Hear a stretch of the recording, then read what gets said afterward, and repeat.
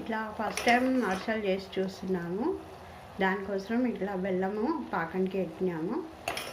బెల్లం మంచిగా ఉడుకుతుంది, కొంచెం వాటర్ వేసి పెట్టినాము. ఇప్పుడు మనం ఇందులో కొంచెం ఇలాచి పొడి కూడా వేసుకున్నాము. పాకానికి రెడీ అయిపోయింది. ఇలా కొంచెం వాటర్లో వేసి చూద్దాం పాకం ఎట్లా వస్తుంది అనేది. చూస్తున్నారు కదా, మంచిగా ఇట్లా నీళ్ళలో వేసుకున్న పాకం వచ్చేసింది.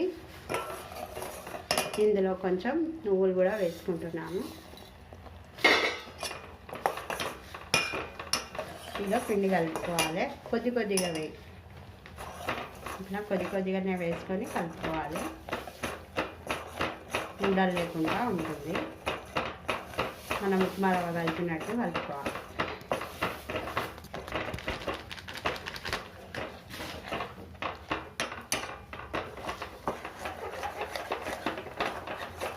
మన పాకానికి దగ్గర పిండి పర్ఫెక్ట్గా వచ్చింది.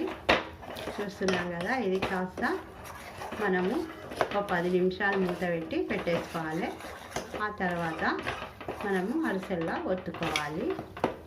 10 నిమిషాలు మూత పెట్టి పెట్టుకుంటే ఇది మంచిగా గట్టి పడుతుంది. కాబట్టి 10 నిమిషాలు మూత పెట్టి పెట్టుకోవాలి.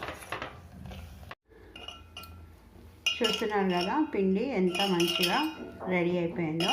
మనము అరిసెల కోసం చేసుకున్నాం కదా, పిండి చల్లారిపోయింది. ఇప్పుడు అరిసెలు ఒత్తుకుందాము.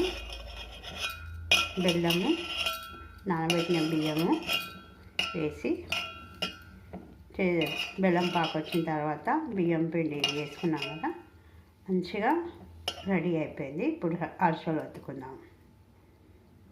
చూస్తున్నారు కదా, అరిసెల పిండి చాలా బాగా కుదిరింది. అరిసెలు కూడా చాలా మంచిగా వచ్చినాయి. ఇప్పుడు మనము ఫ్రై చేసుకుందాం.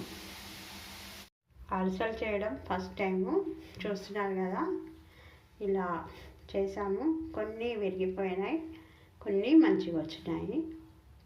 ఇప్పుడు వీటిని టేస్ట్ చేసి చూడాలిగా.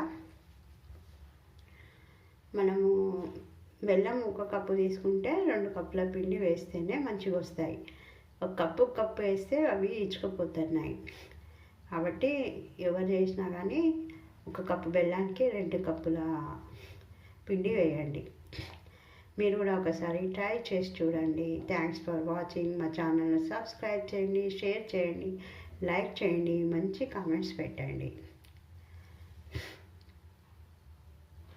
మన సంక్రాంతి పండగకు అరిసెలు రెడీ అయిపోయినాయి.